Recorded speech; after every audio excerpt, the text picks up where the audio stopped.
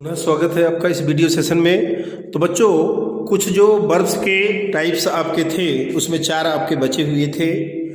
Model helping verbs के विषय में कुछ जानकारी आपको देनी है, रेगुलर इर्रेगुलर वर्ब के विषय में जानकारी देनी है, ट्रांजिटिव इंट्रांजिटिव और finite and non finite verbs क्या होती हैं, कैसे इनका यूज होता है, उसके संबंध में कुछ जो उस वीडियो में नहीं आ पाया था वो प्रस्तुत है आपके इस वीडियो में। तो सब चलिए शुरू करते हैं मॉडल हेल्पिंग वर्ब्स के विषय में। मॉडल वर्ब्स क्या होती हैं? Can, could, may, might, etcetera, should, would, ये सब आपका एक वीडियो अलग से आपका गया हुआ है, उसको देख लीजिएगा। कोई चीज वहां समझ नहीं आती है तो आप मेरे से पूछिएगा तो मैं जरूर बताऊंगा। मैं इसमें कुछ ज्यादा बताने का नहीं है, फिर भी कुछ ओवरव्यू आपको दे रहा हूं मैं। इसमें देखिए, पॉसिबिलिटी, संभावना। जब संभावना रहती है किसी बात की तो हम किन मॉडल वर्ब्स का यूज करते हैं? एबिलिटी जब होती है, योग्यता दर्शाना होता है तो किन मॉडल वर्ब्स का यूज करते हैं? परमिशन, अनुमति के उसमें कौन सा करते हैं? कंडीशन, दशा की स्थिति में, स्थिति के संदर्भ में किसका प्रयोग करते हैं? और स्ट्रांग पॉसिबिलिटी जब होती है, मतलब क्या माने 100% आप मान लीजिए स्ट्रांग पॉसिबिलिटी। पॉसिबिलिटी मतलब संभावना, लेकिन यहाँ पर क्या है, एक मजबूत संभावना, हाँ ऐसा होना चाहिए, तो वहां पर हम किस मॉडल का उपयोग करते हैं, इसमें थोड़ी सी जानकारी मैं आपको इस माने टू द पॉइंट दे रहा हूं मैं। उसका ओवरव्यू ही मानिए आप, ये है ना, मॉडल वाला आप देख लेंगे तो आपको जानकारी पर्याप्त हो जाएगी। पॉसिबिलिटी में देखेंगे मे, माइट और कुड आदि का प्रयोग आप करते हैं। मे, माइट, कुड, जैसे सकना, सकना, मे माने सकना, कैन माने सकना। जैसे मैं कहूं, है ना, may it rain today, may it rain, ठीक, वर्षा हो सकती है।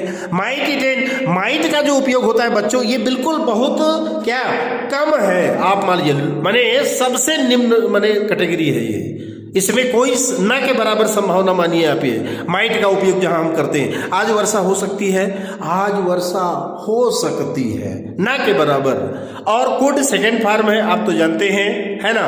तो पॉसिबिलिटी वाले, संभावना वाली बात जहां पर हमको व्यक्त करना है, वहां पर हम ये 3 मॉडल मैंने यहां पर लिखे हैं, और भी इनमें यूज हो सकता है। मे, माइट, कुड इत्यादि का प्रयोग पॉसिबिलिटी, संभावना में करते हैं। एबिलिटी योग्यता दिखाने वाली बात है, क्षमता दिखाने वाली बात है। कैपेसिटी तो कैन का प्रयोग करते हैं। जैसे आप कहते हैं आई कैन डू इट, किसी ने आपसे कहा क्या आप इस काम को कर सकते हैं, तो आपने क्या कहा? Yes I can do it, मैं इसे कर सकता हूं, ठीक। Could second form of the modal verb can, can, could, could ऐसा होता है आपका, तो ये सेकेंड फॉर्म मतलब पास्ट के लिए हो गया।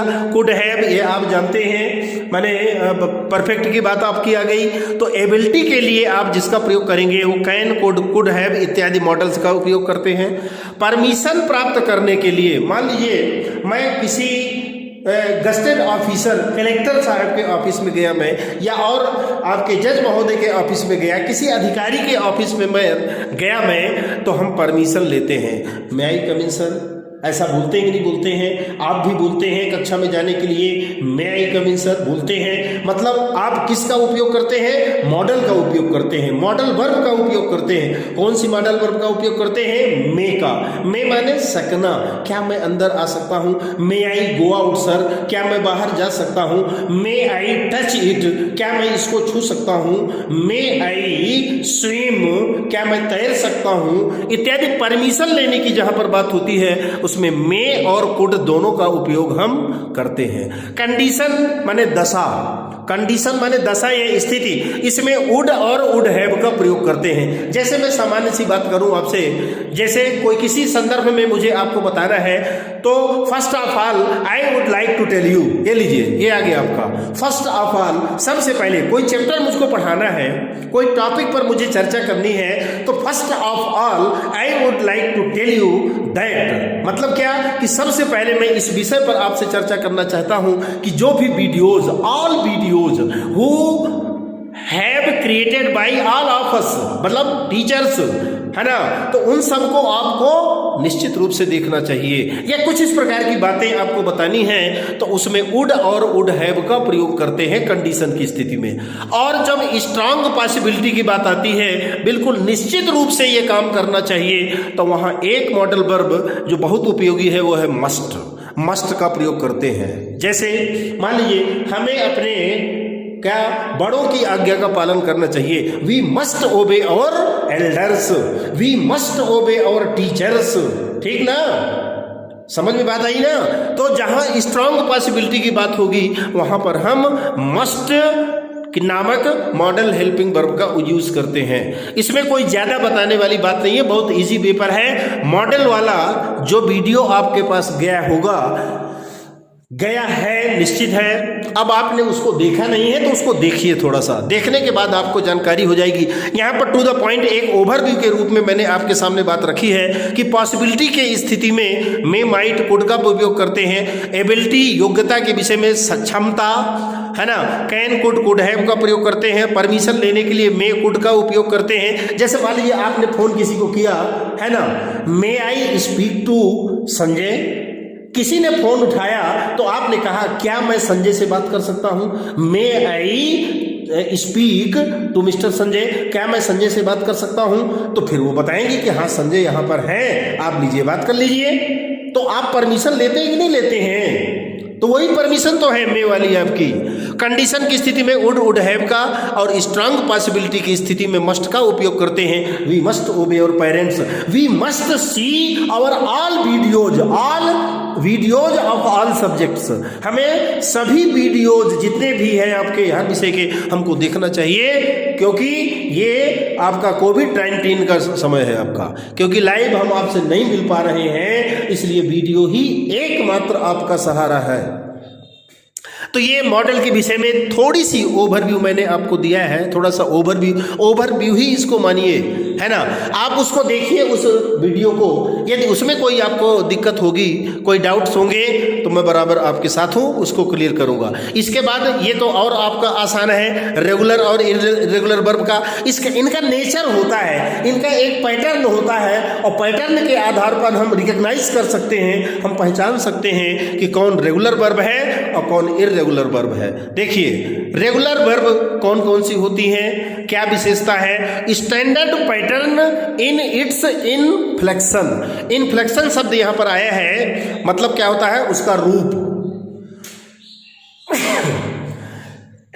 इनफ्लेक्शन का मतलब फार्म होता है, फार्म का मतलब रूप, माने क्रियाओं के रूप होते हैं ना, तो उनमें मतलब ऐसी क्रियाएं जिनके फार्म में एक स्टैंडर्ड पैटर्न होता है, एक निश्चित पैटर्न पर, एक निश्चित सांचे पर ढाली गई होती हैं, तो वो आपकी रेगुलर वर्ब कहलाती हैं। जैसे लव का लव्ड लव्ड ईडी जुड़ गया, आस्क में ईडी जुड़ गया, प्ले में ईडी जुड़ गया, देख लीजिए love loved loved, ask asked asked, play played played, हुआ कि नहीं हुआ। ठीक है, तो ये तो एक थोड़ा सा नमूना है आपका, है ना, कि इस प्रकार यदि जिन क्रियाओं के फार्म जो चेंज होते हैं, सेकंड थर्ड फार्म आपका, फर्स्ट सेकंड थर्ड, फर्स्ट तो वही बेस फार्म होता है, सेकंड और थर्ड फार्म में जिनमें परिवर्तन होता है लेकिन ईडी प्रायः जुड़ता है, वो आपकी रेगुलर वर्ब्स कहलाती हैं। और इसके विपरीत आप देख लीजिए नो स्टैंडर्ड पैटर्न, मतलब जिन क्रियाओं के फार्म में रूप में कोई निश्चित पैटर्न नहीं होता, स्टैंडर्ड माने पैटर्न नहीं होता, उन्हें हम इर्रेगुलर वर्ब या अनियमित क्रियाओं के नाम से जानते हैं। वो कुछ नमूने यहाँ पर दिए हैं। एग्जाम्पल, बिगिन माने प्रारंभ होना, बिगन लीजिए, कोई पैटर्न नहीं है। रीड रीड नहीं बोलेंगे आप, ये जो सेकंड और थर्ड फॉर्म होता है वो रेड है, red second and third form को रीड नहीं बोलते। इसके बाद देखिए इज आर एम आर, तो इनका वाज वर, और इधर आपका थर्ड फॉर्म में बीन होता है, कोई पैटर्न नहीं है। डू डिड डन, कोई पैटर्न नहीं। हैव हैड, कोई पैटर्न नहीं। और ड्राइव ड्रोप ड्रिवन, कोई पैटर्न नहीं।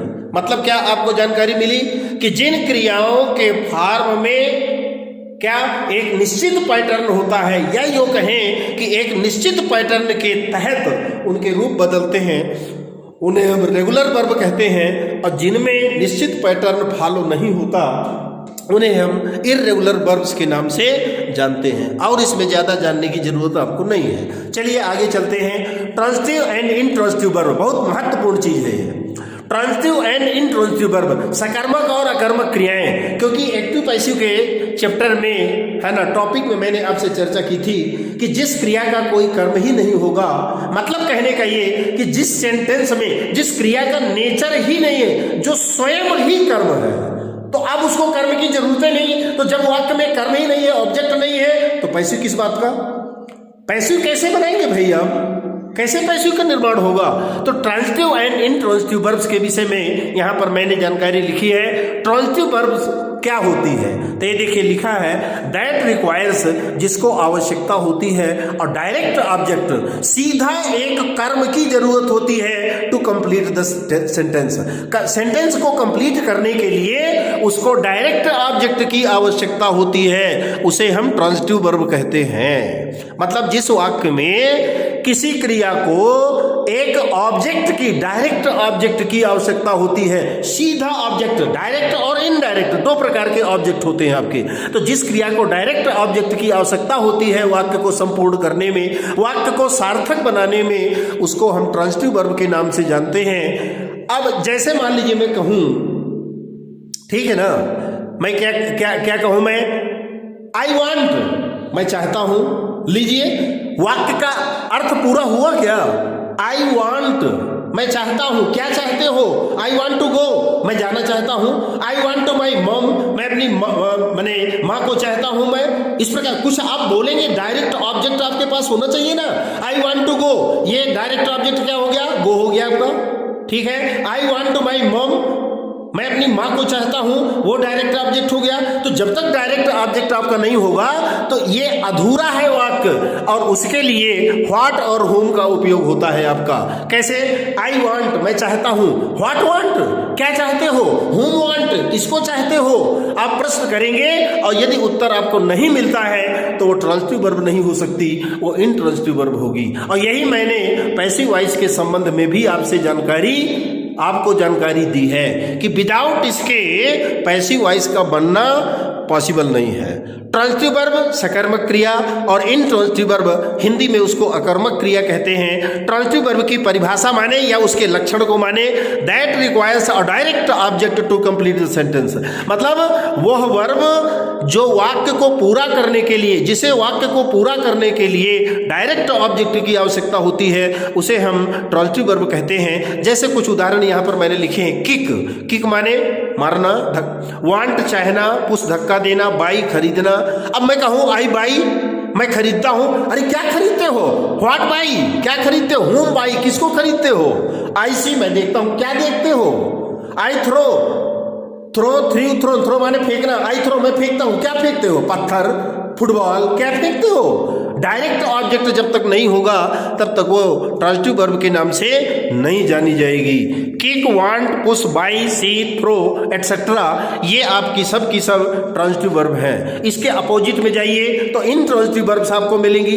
That requires no direct object to complete the sentence. मतलब जिन क्रियाओं को, है ना, वाक्य का अर्थ पूरा करने के लिए किसी डायरेक्ट ऑब्जेक्ट की आवश्यकता नहीं होती, वो स्वयं में परिपूर्ण होती हैं, उन्हें हम इंट्रांजिटिव वर्ब के नाम से जानते हैं। जैसे आई सिट, मैं बैठता हूं। अब आपसे कोई थोड़ा पूछेगा कि आप क्या बैठते हो, किसको बैठते हो, कोई पूछेगा क्या? नहीं पूछेगा। आई एम सिटिंग, मैं बैठा हूं। लीजिए आई सैट, मैं बैठा। ये लीजिए, कौन पूछेगा आपसे? आई स्लीप, मैं सोता हूं। लीजिए, कौन पूछेगा? नहीं पूछने वाला है। इसी प्रकार से सिट, स्लीप, डाई और लाई माने झूठ बोलना। सिट, स्लीप, डाई और लाई, ये जो आपकी वर्ब्स हैं, ये इंट्रांजिटिव वर्ब्स के नाम से जानी जाती हैं। एग्जाम्पल भी यहां पर मैंने कुछ लिखे हैं। आई किक्ड, मैंने मारा। किक किया मैंने, किसको भाई? हुम। व्हाट, क्या किक किए आपने? तो आई किक्ड द फुटबॉल, मैंने फुटबॉल को किक किया। आई वांट, मैं चाहता हूं। किसको चाहते हैं? जब तक इसका डायरेक्ट ऑब्जेक्ट नहीं होगा तब तक ये नहीं हो पाएगा। तो आई वांट, यहां पर जो वांट है आपकी, ये क्या है? आपकी ट्रांजिटिव वर्ब है। इसको डायरेक्ट ऑब्जेक्ट की आवश्यकता होती है, इसलिए ये ट्रांजिटिव वर्ब के नाम से। आई पुश्ड, मैंने धक्का दिया। किसको धक्का दिए भाई? तो आई पुश्ड द चेयर, बोलो ना, उसमें डायरेक्ट ऑब्जेक्ट रखिए ना, तब ना होगा। इसके बाद देखेंगे आई एम प्लेइंग फुटबॉल। यहाँ पर जो प्लेइंग है आपकी ये ट्रांजिटिव वर्ब है आपकी है। आई एम प्लेइंग फुटबॉल, मैं फुटबॉल खेलता हूँ, कोई दिक्कत की बात नहीं है, ठीक, कोई पूछने वाला नहीं है आपसे।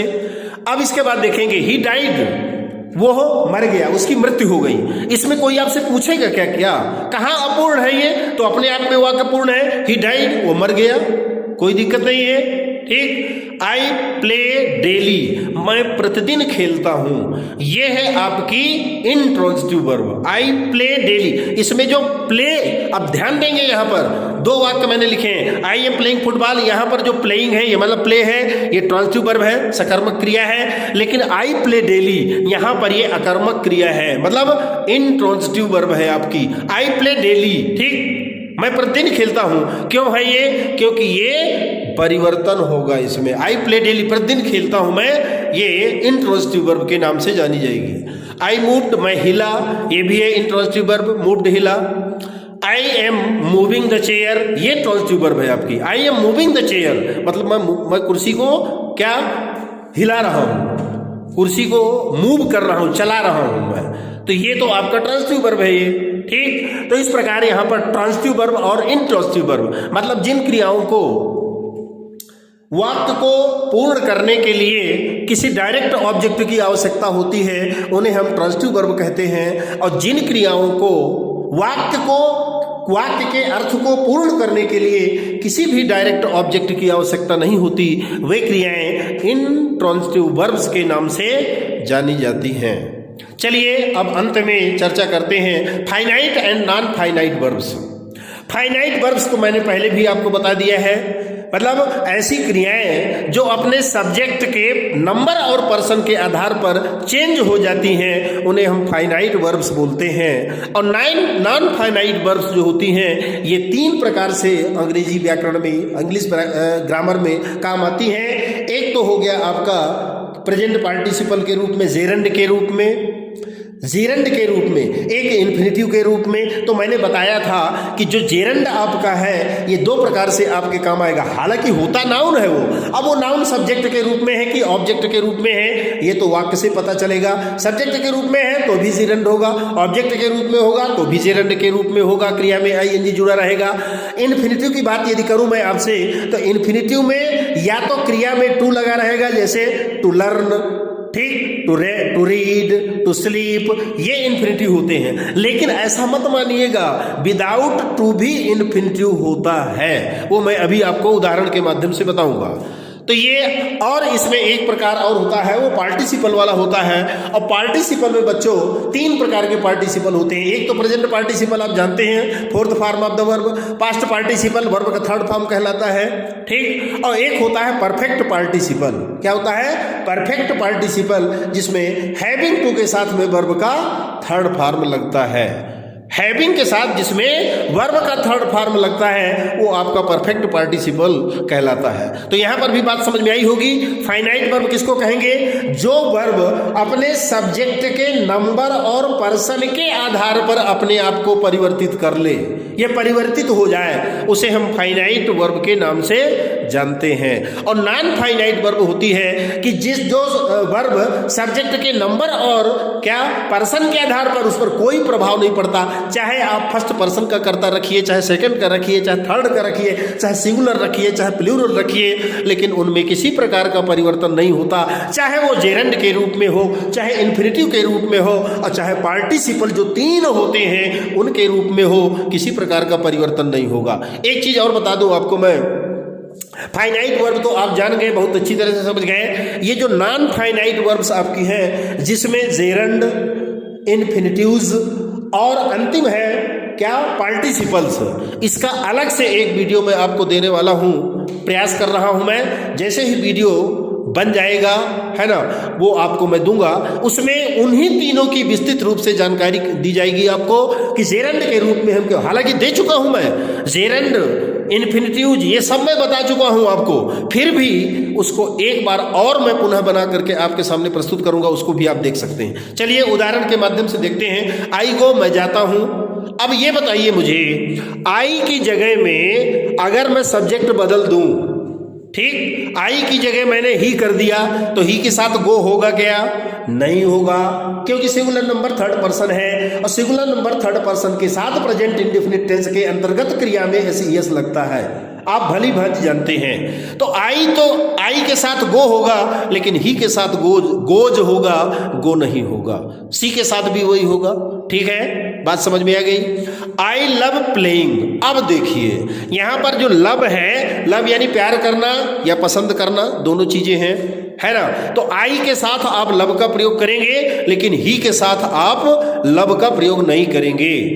ठीक, ही लव्स हो जाएगा प्रेजेंट इंडेफिनिट के अंतर्गत, या पास्ट टेंस की बात होगी तो लव्ड हो जाएगा। ये परिवर्तनशील है, इसलिए ये फाइनाइट वर्ब के अंतर्गत आएगी। लेकिन प्लेइंग क्या है? ये प्लेइंग बच्चों, इसका अर्थ क्या है? खेलना। मैं खेलना पसंद करता हूं, तो खेलना ये क्या है? ये आपका नॉन फाइनाइट वर्ब है। आपकी ये नॉन फाइनाइट वर्ब के अंतर्गत है। खेलना मुझे पसंद है, या खेलना मैं पसंद करता हूं। आई लव प्लेइंग, मैं खेलना पसंद करता हूं। यहां पर प्लेइंग मतलब खेलना, मैं खेलना पसंद करता हूं। ठीक है, नॉन फाइनाइट वर्ब के अंतर्गत है। चौथा नंबर देखिए, you should come to see me. You माने तुम, शुड माने चाहिए, कम माने आना, टू सी मुझे देखने, है ना। तो अब यहां पर ये तो शुड आपका मॉडल वर्ब है आपका, ये है ना। कम माने आना, टू सी यहां पर देख सकते हैं ये वर्ब है आपका सी माने मेन वर्ब होती है ना, उसके पहले टू का प्रयोग हो गया आपका। और कम, ये देखिएगा यहां पर यू शुड कम, तुम्हें आना चाहिए। अब यहां पर जो ये कम आपकी है, इसको ध्यान से देखेंगे, ये विदाउट टू है आपकी ये, लेकिन है आपकी ये इन्फिनिटिव। इसीलिए मैंने कहा था कि केवल टू लगाने से ही हम इन्फिनिटिव को जाने, ऐसा आवश्यक नहीं है। You should come to see मी, तुम्हें मुझे देखने आना चाहिए। I do not like weeping kids. I do not like, मैं नहीं पसंद करता हूं। वीपिंग माने रोते हुए, मतलब यहां पर किड्स माने तो आप जानते हैं ना बच्चे। मुझे रोते हुए बच्चे पसंद नहीं है, या मैं रोते हुए बच्चों को पसंद नहीं करता। तो यहां पर ये जो वीपिंग है, ये स्पेशल माने क्या, इंफॉर्मेशन बच्चों के विषय में देता है शब्द। ये वीपिंग ये है आपका, ठीक है ना। तो ये हुआ आपका क्या, एडजेक्टिव है। अब वो है नॉन फाइनाइट वर्ब का रूप। डू ये तो आपकी हेल्पिंग वर्ब हो गई। लाइक ये मेन वर्ब है। आई डू नॉट लाइक ये हेल्पिंग वर्ब है, ध्यान रखेंगे, क्योंकि यहां मेन वर्ब लाइक है आपकी। लाइक माने पसंद करना। आई डू नॉट लाइक मैं पसंद नहीं करता वीपिंग किड्स। यहां पर किड्स के विषय में एक स्पेशल इंफॉर्मेशन ये वीपिंग दे रही है, शब्द दे रहा है, इसलिए नॉन फाइनाइट वर्ब का रूप है। सी इज अ वर्किंग लेडी, यहां पर भी देख लीजिए, सी इज, है ना, यहां पर इज हो गया। वर्किंग माने काम करने वाली, यहां पर भी लेडी के विषय में स्पेशल इंफॉर्मेशन दिया जा रहा है। नॉन फाइनाइट वर्ब है आपकी ये। ठीक, समझ में आया। यहां पर ये फाइनाइट है आपकी, क्योंकि सी के साथ तो इज का प्रयोग हुआ, लेकिन आई कर देंगे तो, या दे कर देंगे, या कुछ इस प्रकार से परिवर्तन कर देंगे तो वहां तो परिवर्तन हो जाएगा। He has a caring heart, उसके पास एक केयर करने वाला हृदय है, दिल है। ही हैज, ही के साथ हैज का प्रयोग आप करते हैं, आई के साथ हैज का प्रयोग तो नहीं होगा। तो ये फाइनाइट वर्ब है आपकी, माने वह वर्ब जो अपने सब्जेक्ट के नंबर और पर्सन के आधार पर परिवर्तित हो जाए, उसको हम फाइनाइट वर्ब बोलते हैं। और यहां पर ये केयरिंग हार्ट जो आपका है, ये नॉन फाइनाइट है आपका। He has a caring heart, उसके पास एक चिंता करने वाला दिल है। तो किसकी चिंता करने वाला? किसी भी व्यक्ति की चिंता करने वाला। अपने किसी इष्ट मित्र को उसने सुना कि वो मुसीबत में है, तो उसके पास तुरंत पहुंच जाएगा चिंता करके। It has been 5 years to me, मुझे 5 वर्ष हो चुके हैं। हैविंग सीन यू, तुम्हें देखे हुए। अब देखिए यहां पर हैज ये फाइनाइट वर्ब हो गई। बीन ये थर्ड फॉर्म है आपका, जानते हैं, पार्टिसिपल फॉर्म है ना। हैविंग सीन यहां पर इसको देखिए, ये भी आपका नॉन फाइनाइट का पार्टिसिपल वाला फॉर्म है, जिसमें मैंने बताया था कि पार्टिसिपल 3 प्रकार के होंगे। प्रेजेंट पार्टिसिपल वर्ब की थर्ड फॉर्म जिसको बोलते हैं आप, इसके बाद पास्ट पार्टिसिपल मतलब वर्ब का थर्ड फॉर्म, और परफेक्ट पार्टिसिपल में हैविंग के बाद वर्ब का थर्ड फॉर्म होता है। तो वही यहाँ पर हैविंग प्लस सीन, सी सा सीन, है ना। तो it has been 5 years to me having seen you, मुझे तुमको देखे हुए 5 वर्ष बीत चुके हैं, 5 वर्ष हो चुके हैं। ही लेट्स मी गो, वो मुझे जाने देता है। प्रेजेंट इंडेफिनिट का है, लेट माने जाने देना, इसका भी वीडियो बना हुआ है, वो आपको मिलेगा समय आने पर तो आप जान जाएंगे। ही लेट्स मी गो, वो मुझे जाने देता है ना। ही लेट्स मी ईट, वो मुझे खाने देता है। ही लेट्स मी रीड, वो मुझे पढ़ने देता है। तो यहाँ पर जो लेट्स है ये है क्या, फाइनाइट वर्ब है। फाइनाइट वर्ब क्यों कहा मैंने, क्योंकि ये जो लेट है ना, ये अपने सब्जेक्ट के नंबर और पर्सन के आधार पर परिवर्तित हो जाएगी, इसलिए ये फाइनाइट वर्ब है। लेकिन गो यहाँ पर क्या है, गो जाने देता है। यहाँ पर ये गो जो है ये नॉन फाइनाइट वर्ब में है, इन्फिनिटिव के रूप में है। ये इन्फिनिटिव के रूप में देख लेंगे, टू गो तो नहीं है इसमें, लेकिन नॉन फाइनाइट का इन्फिनिटिव रूप है आपका। तो इस प्रकार से finite and non finite verbs के अंतर्गत मैंने आपको बताने का प्रयास किया कि फाइनाइट वर्ब वो वर्ब होती हैं जो क्रियाएं अपने सब्जेक्ट के नंबर और पर्सन के आधार पर अपने आप को चेंज कर लेती हैं, वो फाइनाइट वर्ब्स कहलाती हैं। और ऐसी क्रियाएं जो नंबर और पर्सन का उन पर कोई प्रभाव नहीं पड़ता, वो ज्यों की त्यों रहती हैं, उन्हें हम नॉन फाइनाइट वर्ब कहते हैं। और नॉन फाइनाइट वर्ब के अंतर्गत जेरंड, इन्फिनिटिव दो प्रकार के, विदाउट टू और विद टू, एंड पार्टिसिपल में present participle fourth form of the verb की थर्ड फॉर्म मतलब पास्ट पार्टिसिपल, और परफेक्ट पार्टिसिपल जिसमें हैविंग के साथ वर्ब का थर्ड फॉर्म का प्रयोग होता है, वो नॉन फाइनाइट वर्ब के अंतर्गत आती हैं। जैसा मैंने अभी आपसे कुछ देर पहले बात की थी कि नॉन फाइनाइट वर्ब्स के अंतर्गत जो तीन आपके मुख्य टॉपिक हैं, उसमें जेरंड आता है, जेरंड के साथ साथ इन्फिनिटिव आता है, विदाउट टू, विद टू, और अंतिम में आता है पार्टिसिपल, जिसमें तीन पार्टिसिपल आपके होते हैं, present participle, past participle and third is perfect participle. इसका एक अलग से मैं प्रयास कर रहा हूं, जैसे ही वीडियो बन जाएगा वो आपके सामने आपको दे दिया जाएगा, आपको देखने के लिए, समझने के लिए वो वीडियो आपको मिलेगा। तो यहाँ पर बच्चों मैंने जो एक वर्ब की सीरीज कही है, या वर्ब का मुझे लगा कि नहीं वर्ब के विषय में भी आपको बताना चाहिए, तो इंग्लिश